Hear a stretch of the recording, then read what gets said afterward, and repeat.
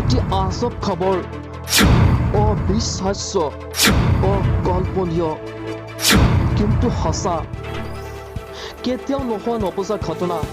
এটি ছাগলীৰ কেইখন ভৰি দেখিছে আপুনি আজি আমি আপোনাক দেখুৱাম এটা নোহোৱা নপজা ঘটনা এটা ছাগলীৰ পোৱালীৰ 8খন ভৰি আচৰিত নহ'ব ইয়াই সঁচা এই ঘটনা সংঘটিত হৈছে দক্ষিণ হালমাৰা মানকাছাৰ জিলাৰ মানকাছাৰ সমষ্টিৰ মানুল্লাপাৰাত বৃহস্পতিবাৰে পুৱাই মানুল্লাপাৰাৰ শ্বাহজাহান শেখৰ ঘৰত এজনী ছাগলীয়ে জন্ম দিয়ে এটি পোৱালী আৰু সেই পোৱালীটোৰ আছে 8খন ভৰি দেখি সকলোৱে আচৰিত হৈছে শ্বাহজাহান শেখৰ ঘৰত উৎসুক জনতাই ভিৰ কৰিছে যেন আজব খবৰ কিন্তু নহয় ইয়াই সঁচা খবৰ